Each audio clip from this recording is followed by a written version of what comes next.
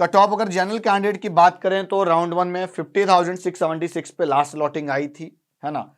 अगर राउंड 2 में hello everyone, this is Nikhil, I am from career services player. बहुत सारे स्टेट पर मैंने वीडियोस बना रखे हैं आयुष काउंसलिंग को लेकर। वो आपका यूपी हो, बिहार हो, उत्तराखंड हो, महाराष्ट्र हो, पंजाब हो, राजस्थान हो, ऑलमोस्ट सारे स्टेट पे बन चुका है। लेकिन बहुत ज़्यादा कमेंट आ रहा था हरियाणा से। तो आज के इस वीडियो में हम लोग बात करने वाले हैं हरियाणा आयुष काउंसलिंग को लेकर। बहुत सारे पॉइंट्स मैंने यहाँ पर मेंशन किए हैं, सारी चीज़ें यहाँ पर डिस्कस करने वाले हैं।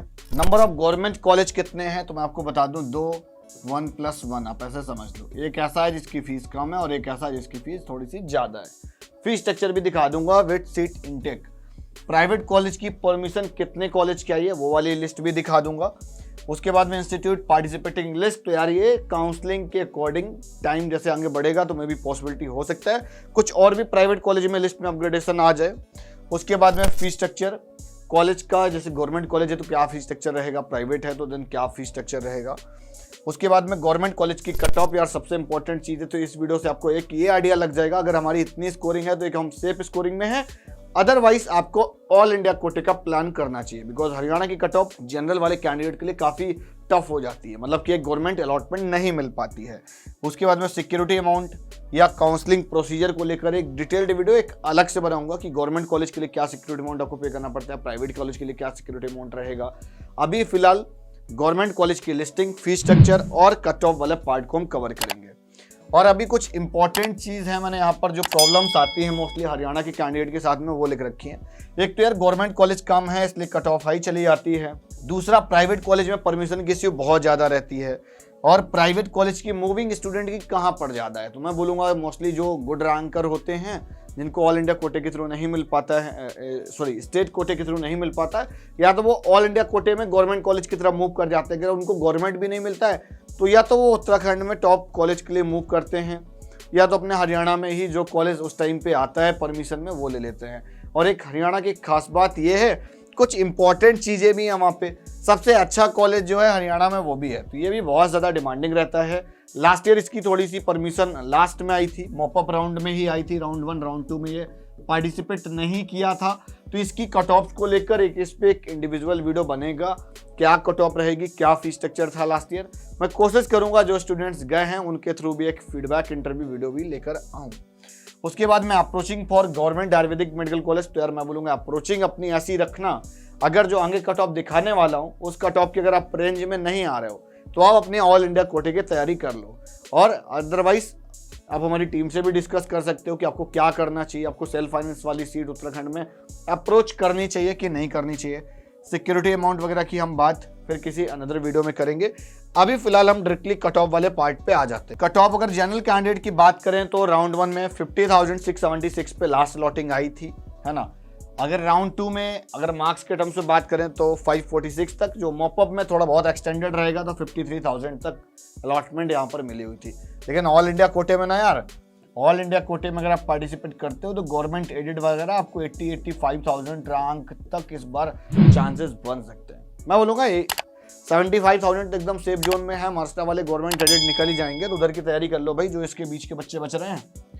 सेम चीज मैं बोलूंगा EWS के लिए। EWS के लिए 61,401 पे क्लोजिंग रही थी, ये तो काफी फिर भी एक्सटेंडेड है। लेकिन यहाँ पर क्या है ना कि लास्ट में यहाँ पर सीट नहीं बची हुई थी EWS की, सारी सीट फुल हो गई थी राउंड 1 और 2 में ही। और 543 यहाँ पर लास्ट सीट अलॉटिंग रही थी। तो अपनी रैंक के भी यहाँ पर इस बार का कंपेरिजन कर सकते हो। रैंक के भी यहाँ पर कंपेरिजन करोगे तो बहुत ईजी रहेगा, आपको थोड़ा काउंसलिंग समझ में आएगी किस तरीके से हुई है। उसके बाद में ओबीसी में यहाँ पर 2 कैटेगरी है, एक कैटेगरी ए है और एक कैटेगरी बी है। ए में थोड़ी सी रिजर्वेशन ज़्यादा है। अगर आप यहाँ पर देखो 96,497 पे अलॉटमेंट आई थी, 470 तक यहाँ पर लास्ट सीट अलॉटिंग रही थी राउंड 2 में। तो जो लोग यार ओबीसी हैं उनको ऑल इंडिया कोटे मूव करने की नीड नहीं है, वो यहीं पे जो ओबीसी ए में आते हैं वो यहाँ पर अपनी तैयारी कर सकते हैं। हाँ, जो ओबीसी बी वाले हैं उनको मैं बोलूँगा वो दोनों में पार्टिसिपेट कर सकते हैं, बिकॉज 510 तक यहाँ पर भी लास्ट अलॉटमेंट आई थी, 76,428 तक यहाँ पर भी मिला हुआ था। लेकिन हरियाणा के बच्चे हैं तो वो बोलेंगे भाई दूर क्यों जाएं, हम हरियाणा में ले ले, तो वो आपकी चॉइस। अगर आप लेना चाह रहे हो तो आप ओबीसी वालों के लिए मैं बोलूँगा वहीं पे ले लो। अब यहाँ पर जो था एससी कैटेगरी में 1,54,885 पे हमारी लास्ट अलॉटमेंट रही थी राउंड 1 में, और एससी कैटेगरी में लास्ट ईयर ऐसा हुआ था कि एक बच्चा मेरा राउंड 1 में रह गया, तो उसका डॉक्यूमेंट्स SC कैटेगरी वाला रेडी नहीं था। तो फिर हुआ क्या, उसको राउंड 1 के बिहाफ पर तो अलॉटमेंट आ रही थी, लेकिन उसको राउंड 2 में थोड़ी सी कट ऑफ ऊपर चली गई, तो उसको मिल नहीं पाया था, है ना। और जो यहाँ पर मॉपअप राउंड में जो लास्ट सीट अलॉटिंग रही थी 1,77,000 तक ऑलमोस्ट गई थी मॉपअप में। तो बहुत रेयरली होता है, थोड़ा बहुत कैंसिलेशन आता है। आई थिंक 2-3 सीट ही यहाँ पे लास्ट में बची। और गर्ल्स की रिजर्वेशन वगैरह पॉलिसी और जो भी सिक्योरिटी अमाउंट का प्रोसेस है, स्टेप बाई स्टेप में काउंसलिंग प्रोसीजर पर एक आपको इंडिविजुअल वीडियो मिल जाएगी। अब अगर मैं बात करूं कि गवर्नमेंट कॉलेज हैं कौन कौन से, एक तो आपका SKAU है, श्री कृष्णा आयुर्वेदिक यूनिवर्सिटी, उसका मेन कैंपस। दूसरा आपका है मारू सिंह मेमोरियल आयुर्वेदिक इंस्टीट्यूट, है ना। अब थोड़ा सा इसका हम फीस स्ट्रक्चर और सीट इनटेक आपको दिखा देते हैं, है ना। फीस स्ट्रक्चर लास्ट ईयर अगर आप देखोगे तो आपकी ऑलमोस्ट 11 जनवरी के अराउंड काउंसलिंग आपकी स्टार्ट हो गई थी, है ना। पूरा इन्होंने प्रोसेस शेड्यूल दे रखा था एंड ऑफ जनवरी के अराउंड, है ना। एंड ऑफ जनवरी तक ये लोग एक राउंड करा ले गए थे धीरे धीरे करके।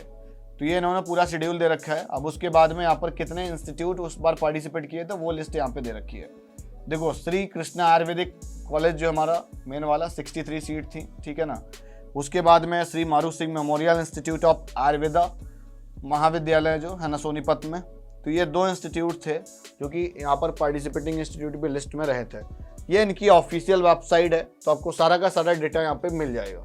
अब अगर आप गवर्नमेंट कॉलेज में थोड़ा सा फीस स्ट्रक्चर की बात करोगे या श्री धन्वंतरी चंडीगढ़ के बारे में थोड़ा फीस स्ट्रक्चर देखें, तो देखो यहाँ पर श्री कृष्णा गवर्नमेंट आयुर्वेदिक कॉलेज जो है इसकी फीस थी 15,482।